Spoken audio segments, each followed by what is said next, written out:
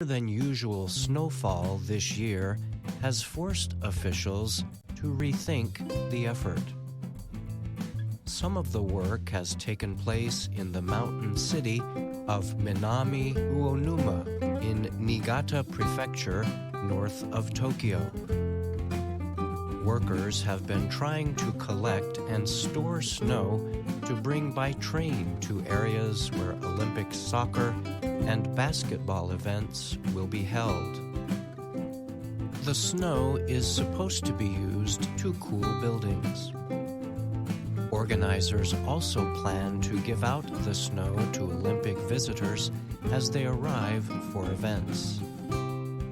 Summer temperatures around Tokyo often rise to at least 40 degrees Celsius. Organizers are also planning to use misting machines and water stations to keep Olympic attendees cool. The use of snow to cool structures is not new in Japan and some other countries. In Norway, for example, the country's airport in Oslo uses snow collected and stored during the winter to cool buildings in the summer. Usually, the mountains in Niigata receive some of the heaviest snow levels in Japan. But this year, snow amounts dropped sharply. They could end up being the lowest since record-keeping began in 1981. The information on snow levels came from Japan's meteorological agency. Mutsumi Seki is helping lead snow collection efforts at the Minami Uonuma project. Seki told Reuters, "We had to change the snow gathering site from last year to an area where we can expect more snow." So far, the city has only collected 1,400 cubic meters of snow. That is lower than the 2,000 cubic meters it collected last year when it tested the workability of the plan. Snow depths in areas along the Sea of Japan fell by as much as 15% a decade in the years between 1962 and 2016. Those numbers come from a 2018 study by Japan's Ministry of Environment. Michael Mann is a professor at Pennsylvania State University. He told Reuters that the climate changes in Japan are part of a much larger pattern of unusual warmth around the entire northern hemisphere this winter. Mann added that he believes this pattern is connected to human-caused planetary warming. Masami Yoshima runs a resort in the city of Nagano, which is next to Niigata. He also said he believes that global warming is causing the drop in snowfall. There's very little snow, about a third of what we get here every year, he said. It's very painful. Officials in Japan's northern city of Sapporo are hoping to bring the 2030 Winter Olympics to that city. Sapporo hosted the Winter Olympics back in 1972. This past December and January, very little snow fell in the area. Then, in early February, it finally arrived. A winter storm dropped about 34 centimeters of snow during a period of just 6 hours. Local officials welcomed the snow, but they continue to watch the weather very closely as they prepare for a possible Olympic award. One weather expert told the Associated Press he thinks the lack of snow, followed by the large amount falling in a short period, may also be a sign that the local climate is changing. We often have this kind of event, said Dr. Tomonori Sato, a professor at Hokkaido University. However, the magnitude was abnormal. This is maybe because of warming temperatures. I'm Brian Lynn.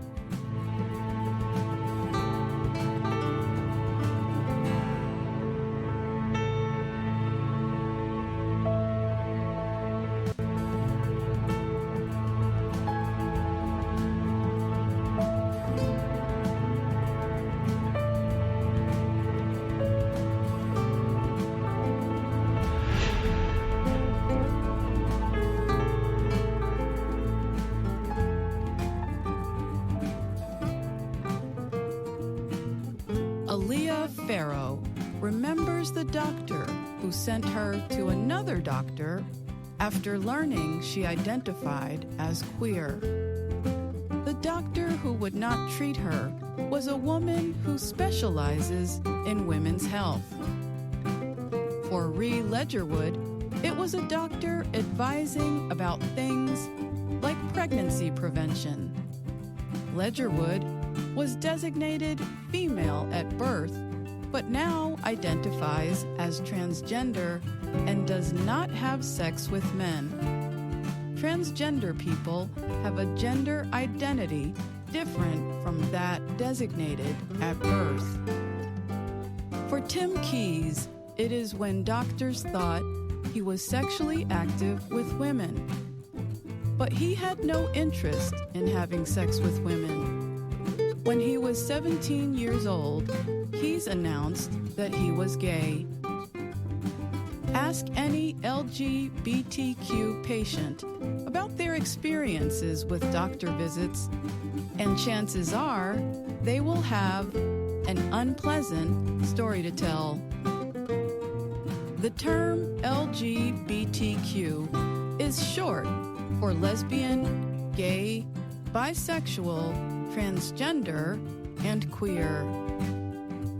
When doctors think all of their patients are heterosexual, those who identify in other ways can feel ignored. They also are less likely to seek medical care. This can lead to health problems, including high rates of depression, suicidal behavior, alcohol and drug use, and ineffective health screenings. That information comes from LGBTQ advocates in the United States. But changes are coming to the medical field, these advocates say. For example, the American Medical Association, or AMA, promised in November to push for a federal ban on conversion therapy. The treatment attempts to turn members of the LGBTQ community into heterosexuals.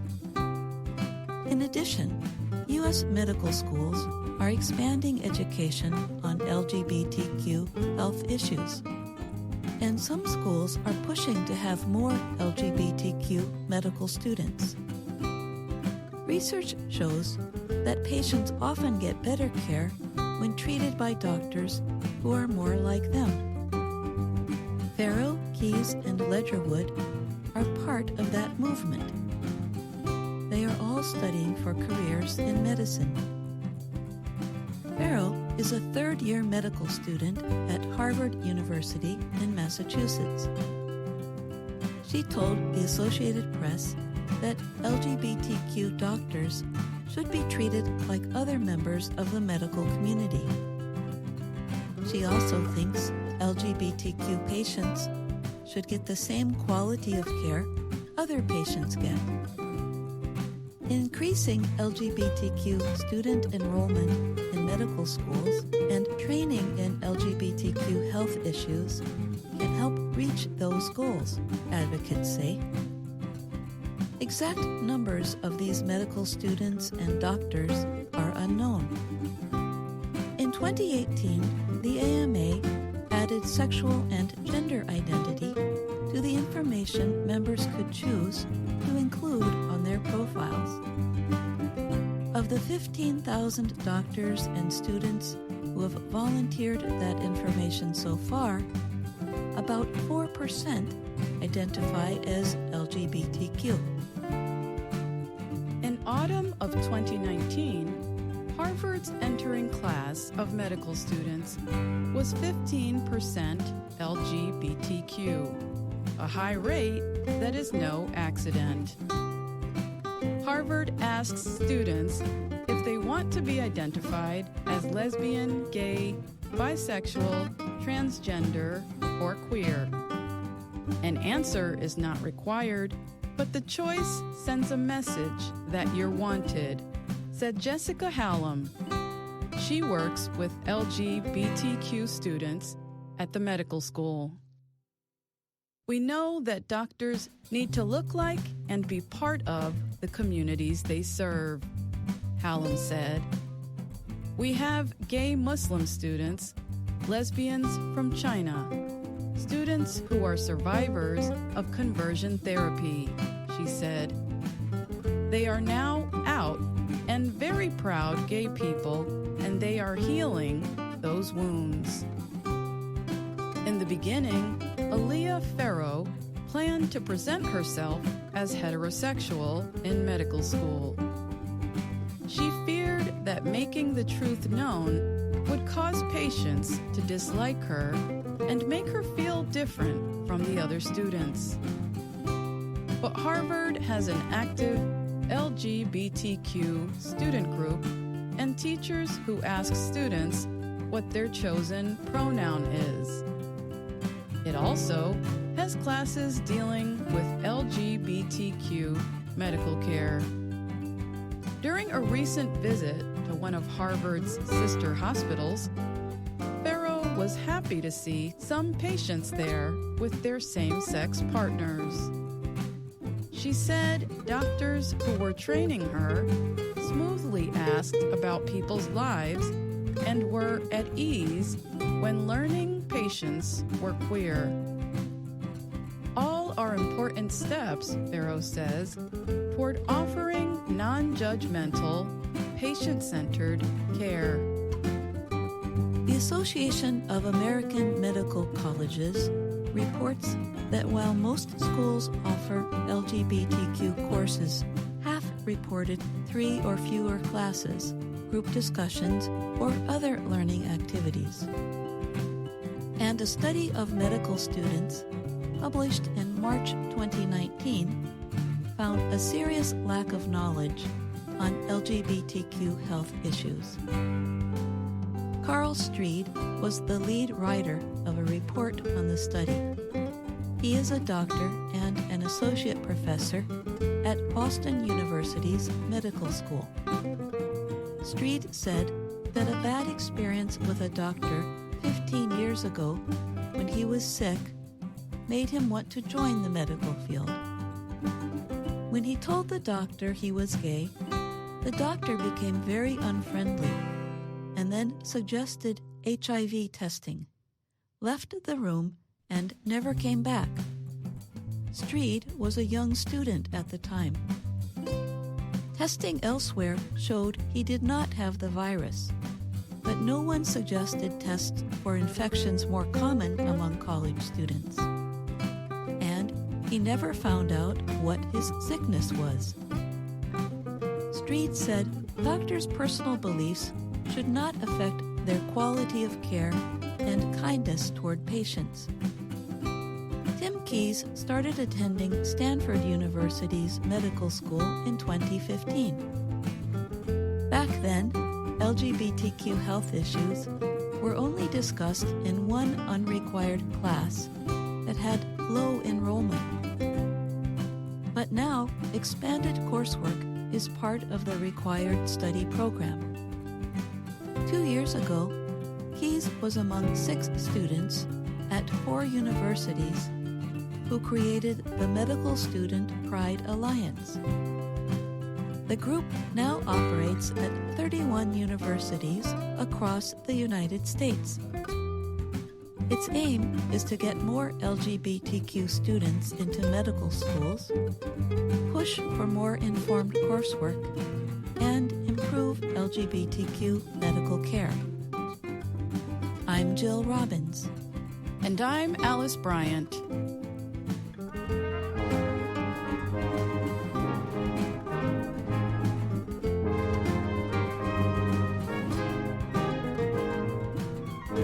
Welcome to The Making of a Nation, American History in VOA Special English. Franklin Roosevelt's New Deal policies during the 1930s changed the face of American government. The new president and the Congress passed legislation that helped farmers, strengthened the banking system, and supplied jobs for millions of workers. One of the results of Roosevelt's policies was a stronger movement of organized labor in America. Sarah Long and Doug Johnson continue the story of the presidency of Franklin Delano Roosevelt.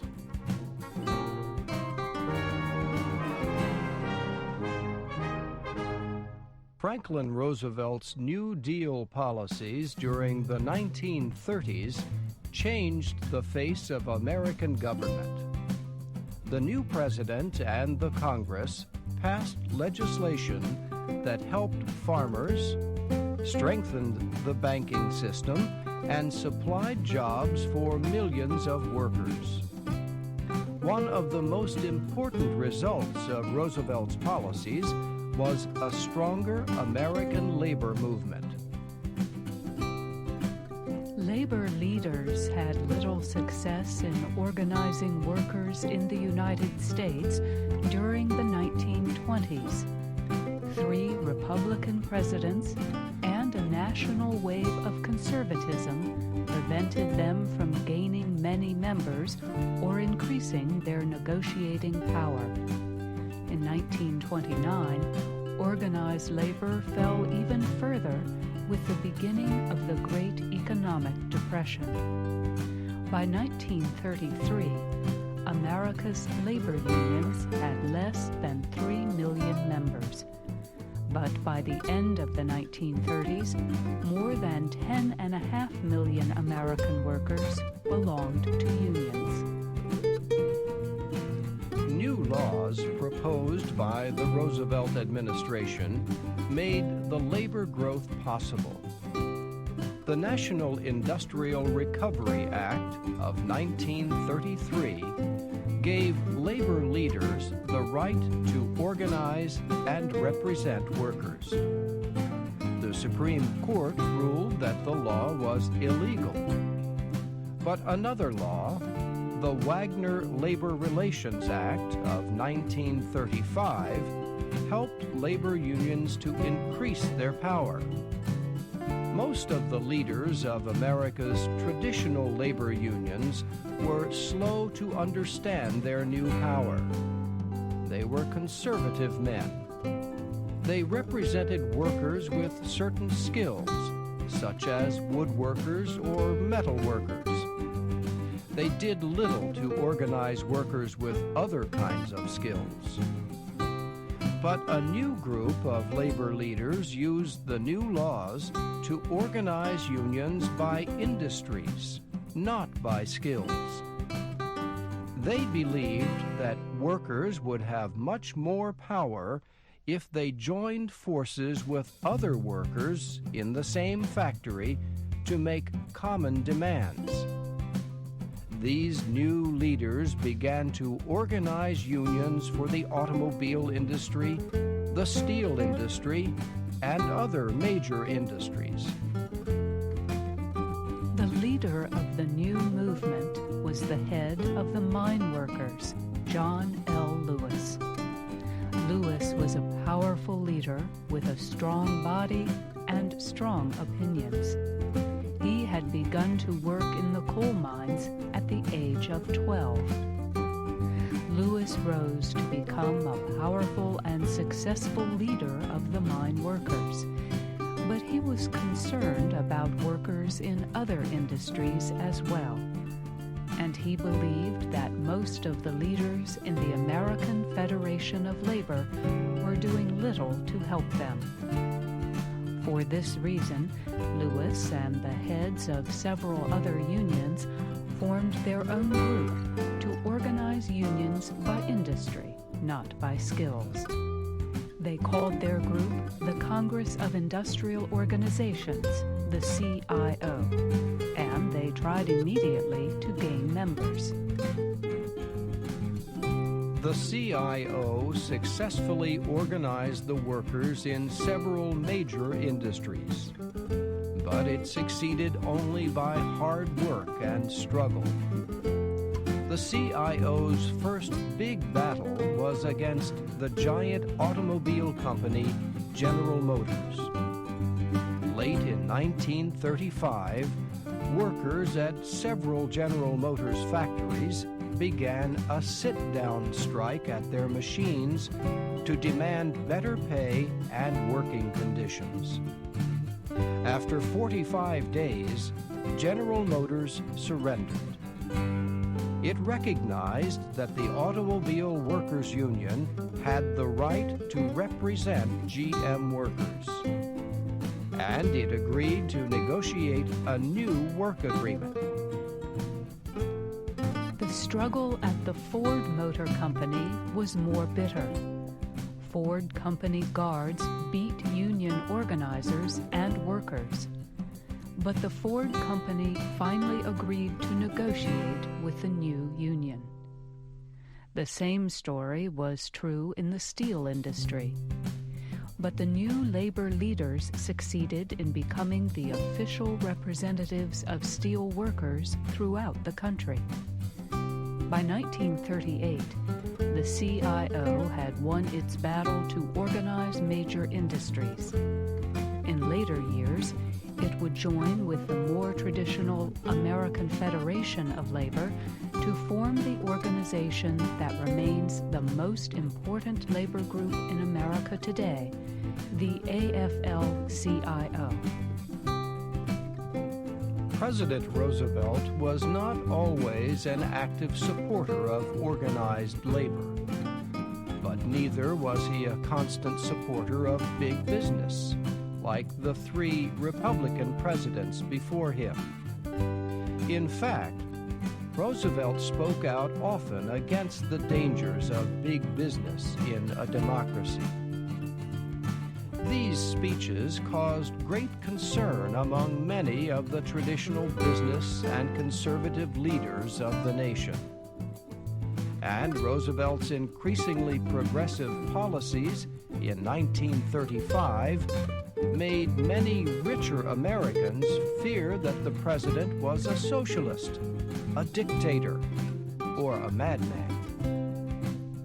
Former President Herbert Hoover, for example, denounced Roosevelt's New Deal policies as an attack on the whole idea of individual freedoms. The family of business leader J.P. Morgan told visitors not to say Roosevelt's name in front of Morgan. They said it would make his blood pressure go up. This conservative opposition to Roosevelt grew steadily throughout 1935 and 36. Many Americans were honestly worried that Roosevelt's expansion of government was the first step to dictatorship. They feared that Roosevelt and the Democrats were trying to gain power as the Nazis did in Germany, the fascists in Italy, or the communists in Russia. The Republican Party held its presidential convention in the summer of 1936. The party delegates chose Alfred Landon to oppose Roosevelt for president. Mr. Landon was the governor of the farm state of Kansas. He was a successful oil producer with conservative business views. But he was open to some of the social reforms of Roosevelt's New Deal.